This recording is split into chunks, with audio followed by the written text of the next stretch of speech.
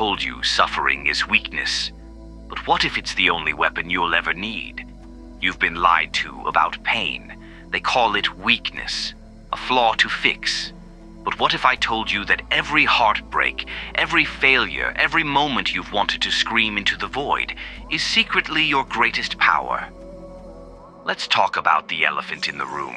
We live in a world obsessed with fixing ourselves, therapy apps, self-help gurus, good vibes only cults. But here's the truth. The more we try to erase suffering, the more it haunts us. A 2023 study found that people who solve their anxiety often end up more lost. Why?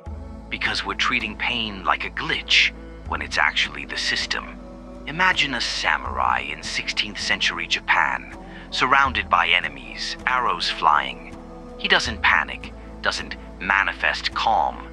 Instead, he does something radical. He stops fighting, lets the storm teach him.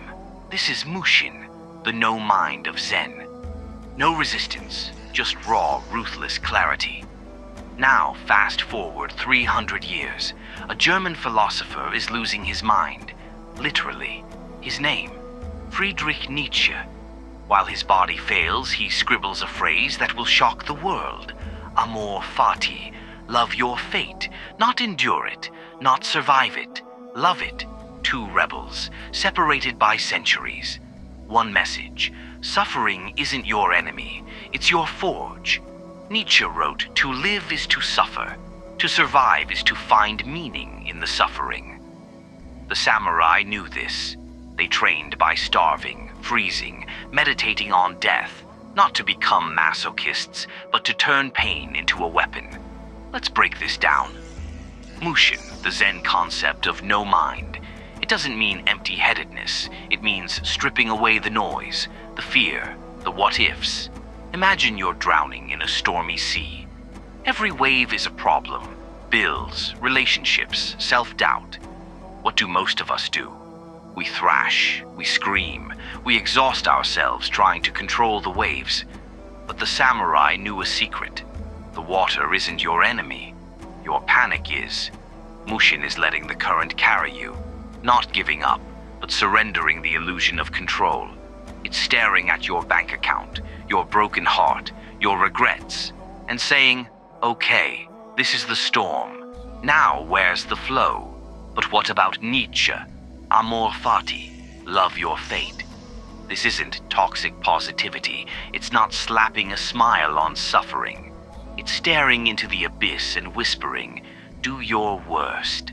I'll still find meaning here. Think of the darkest moment of your life, the one you never talk about. Nietzsche isn't asking you to celebrate it. He's demanding you reclaim it. That pain, it's yours. Not your parents', not society's, not some cosmic mistake. Yours. And if it's yours, you can use it. Let's get practical. You're probably thinking, easy to say. But how do I do this? Start here. Next time you're stuck in traffic, seething with rage. Pause.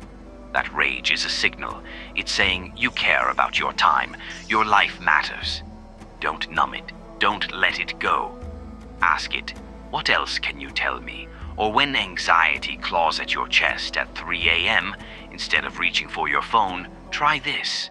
Sit with it. Let it burn. Nietzsche called this chewing granite. Why? Because anxiety is unspent energy, a trapped scream. What if it's not trying to break you, but to break through you, to shatter the person you've outgrown? Zen masters have a saying, the way out is through. Not around, not over, through. You don't fix the storm. You learn to dance in the rain. And slowly, without noticing, you become the kind of person who doesn't fear storms anymore. This is the alchemy.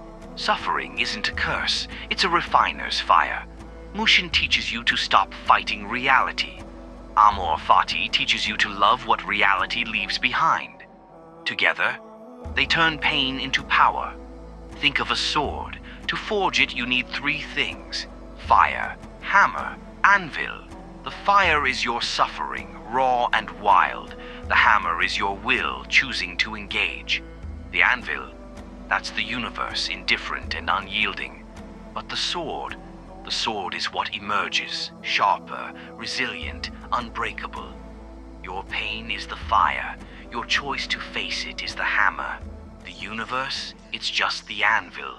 But you're the sword, and every strike is shaping you into something extraordinary.